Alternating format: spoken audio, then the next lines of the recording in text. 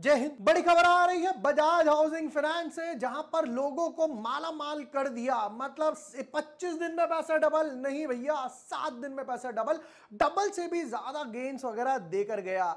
जिसको अलॉटमेंट मिली many many congratulations, जिसको नहीं मिली कोई नहीं, अगली बार आएंगे और आईपीओ आते रहेंगे। किसी ना किसी बॉल पे तो 6 डेफिनेटली लगने ही वाला है।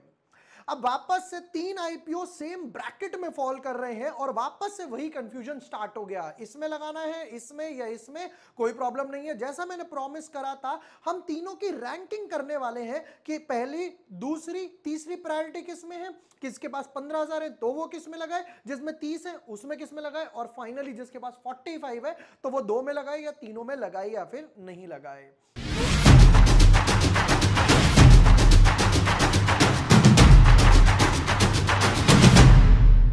Hi everyone, my name is Vibhor Vashne. I am a SEBI registered research analyst.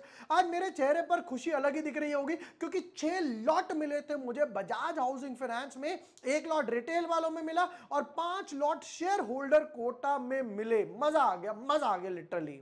But काम यही नहीं रुकता, गाड़ी तो चलती रहेगी, और भी आईपीओ आएंगे तो आज उनके एनालिसिस करते हैं। रैंकिंग वाइज देखते हैं कि आर्केड, वेस्टर्न और नॉर्दर्न आर्क में हमें कौन सा लगाना है, प्रायोरिटी वाइज क्या बनता है। Without wasting time deep dive करते हैं अपने एनालिसिस में। But yes, before moving ahead, अगर अभी तक आपने चैनल सब्सक्राइब नहीं किया है या न्यू यूजर हो तो ब्रेकआउट इनसाइड बार डाला था, ये नॉर्दर्न की सिंगल वीडियो, वेस्टर्न की ये भी डाल दी है, आर्केड की भी अलग डाल दी है। ये वो वीडियो था जहां पर मैंने चारों आईपीओ का कंपैरिजन करा था, बजाज, टॉलिंस, क्रॉस, पीएनजी का, सबका भी डाला था। यहां पर हम लोग इसके एनालिसिस भी देखेंगे। तो जैसे मैंने ये भी डाला था कि भाई जिसको ये शिकायत थी कि अलॉटमेंट नहीं मिलता, बजाज हाउसिंग फाइनेंस में लगाओ, अलॉटमेंट भी मिलेगा, प्रॉफिट भी मिलेगा। काफी लोगों को फर्स्ट टाइम आईपीओ अलॉट हुआ, प्रॉफिट वगैरह भी हुआ।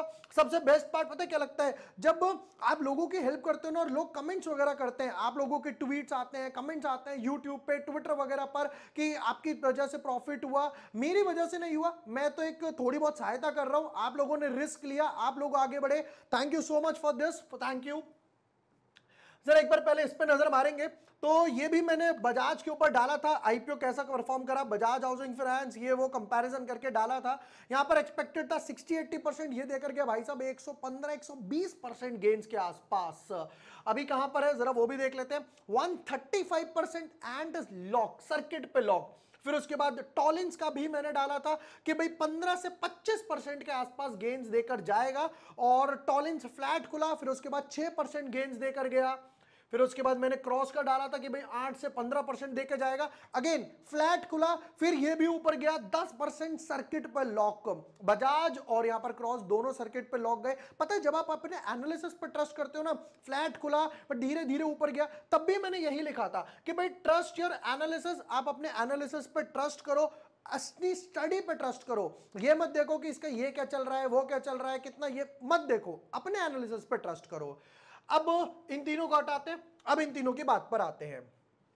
Alright, western careers, arcade, northern, तो ये आ रहा है 13 से 18, बट इसके फंड्स जो हैं वो इसके लिए अवेलेबल नहीं होने वाले। सेम ब्रैकेट में 16-19 16-19, तो इन तीनों को एक ही ब्रैकेट, एक ही डेट कंसीडर किया जाएगा। अब सबसे बड़ा कैच क्या आ रहा है कि मैं वेस्टर्न में लगाऊं, आर्केड में लगाऊं, नॉर्दर्न में लगाऊं, जिसमें प्रॉफिट अच्छा हो सकता है, उसमें ओवर सब्सक्रिप्शन भी अच्छा होगा। ओवर सब्सक्रिप्शन अच्छा होगा तो यार मेरे तो चांसेस कम हो गए अलॉटमेंट के। दूसरे में लगाऊंगा तो हो सकता है अलॉटमेंट मिल जाए बट उतना प्रॉफिट नहीं होगा, कोई प्रॉब्लम नहीं है। 15,000 जिसके पास है, जिसके पास 30,000 है, जिसके पास 45,000 है, सबका आंसर आज यहां पर क्लियर होने ही वाला है। शुरू करते हैं। तो हमें पड़ेगी जरूरत एक व्हाइट बोर्ड की, वो भी मैं खोल दूंगा। अब पहले आ रहा है वेस्टर्न, तो वेस्टर्न में क्या हो रहा है पहले ये देखते हैं। ये उठा रहा है 500 करोड़, जिसमें से 80% के आसपास जा रहा है कंपनी के पास, बाकी जा रहा है इस पे। बट अगर कंपनी के प्रॉफिट वगैरह की तरफ देखा जाए तो कंपनी सिर्फ 80 करोड़ रुपए का ही प्रॉफिट कमा रही है, वो भी 1600 करोड़ की रेवेन्यू पर।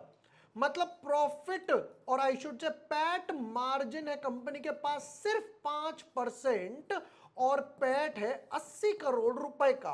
पैट मार्जिन थोड़ा सा कम है, लास्ट टाइम भी हम लोगों ने यही स्ट्रैटेजी यूज करी थी, प्रॉफिट वाइज रैंकिंग कर लिया। क्यों? जितना बड़ा प्रॉफिट है उतना अच्छा है ना, उतना ईपीएस बूस्ट हो रहा है कंपनी का, यह बेस्ट पार्ट है। चलो, तो हम लोगों ने एक चीज तो देख ली, ओहो मिटाई दिया मैंने, कोई प्रॉब्लम नहीं है, कि भाई इसका पैट 80 करोड़ और पैट मार्जिन है यहां पर सिर्फ 5% के आसपास। पहली चीज नोट कर लो। अब आते हैं दूसरी चीज पर। अब दूसरे आईपीओ की तरफ चलते हैं, आर्केड की तरफ। तो आर्केड भाई साहब ने कहा कि मैं 410 करोड़ रुपए उठा रहा हूं और सारा का सारा पैसा कंपनी में दूंगा, अपने पास कुछ नहीं लेके जा रहा। बहुत ही शरीफ आदमी है भैया। चलो, तो यहां पर देखें तो इनका पैट कितना है, 122 करोड़। 122 करोड़ पैट है, रेवेन्यू है 635 करोड़ का। यानी कि पैट मार्जिन कंपनी के कितने हो गए, पैट मार्जिन हो गया समवॉट अराउंड 19 से 20% के आसपास। पैट मार्जिन है कंपनी के पास 19% का, वहां था 5%, यहां है 19%। पता है पैट मार्जिन पे फोकस करने का बेस्ट पार्ट क्या है, जैसे जैसे सेल्स बूस्ट होगी, अब पैट मार्जिन 19% है, 20% है और सेम कंसिस्टेंट रहता है। तो जैसे जैसे सेल्स बढ़ेगी वैसे वैसे प्रॉफिट बढ़ेगा, तो वो ही असली ग्रोथ है कंपनी की। दो हम लोगों ने देख लिया ऑलरेडी। अब आते हैं फाइनली थर्ड वाले पर और फिर इनकी रैंकिंग अपने आप पता लग जाएगी। ये कहता है मैं 700 करोड़ उठा रहा हूं, जिसमें से 500 करोड़ के आसपास ही कंपनी के पास जा रहा है, समवॉट अराउंड 60-40 का रेशियो है। ये कंपनी कहती है कि मेरा पैट तो है ज्यादा, पैट है मेरा 317 करोड़ रुपए का।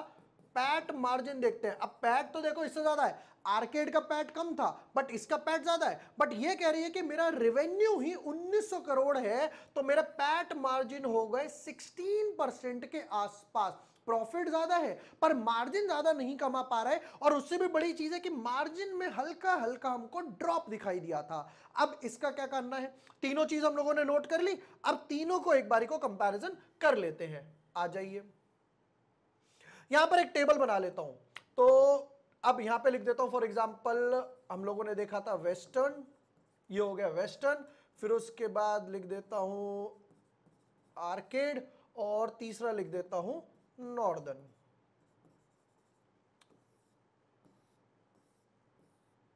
ठीक है, अब यहां पर देख लेते हैं पैट,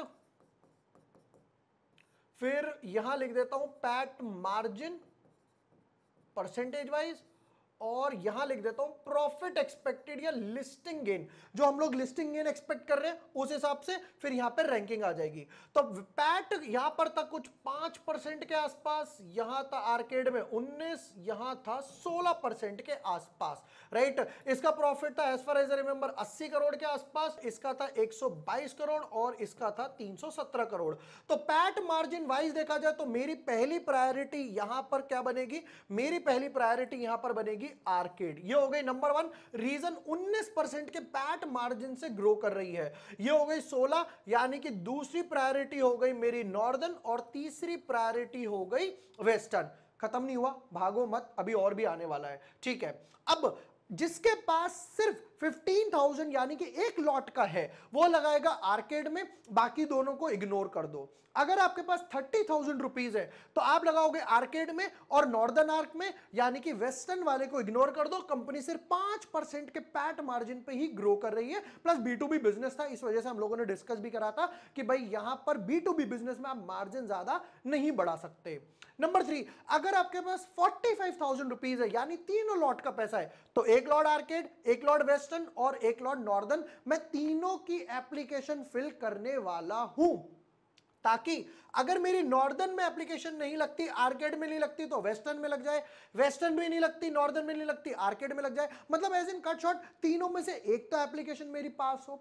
अगर इससे भी ज्यादा फंड है, आपके पास 4 लॉट के, 5 लॉट के, 6 लॉट के पैसे हैं, तो अगेन यहां पर मैं 2 लॉट लगाऊंगा, बाकी में 1 लॉट लगाऊंगा, फिर ऐसे ही मैं सीरीज वाइज 1 2 3 1 2 3 1 2 3 में मल्टीप्लाई इस तरीके से डालता ही जाऊंगा।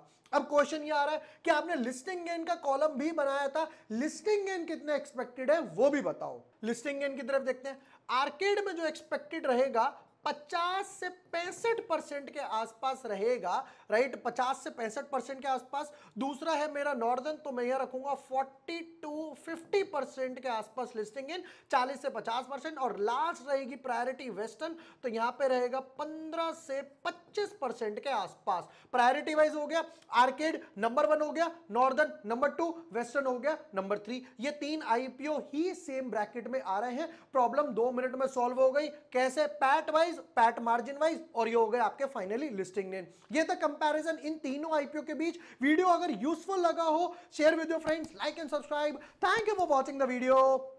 Lots of love.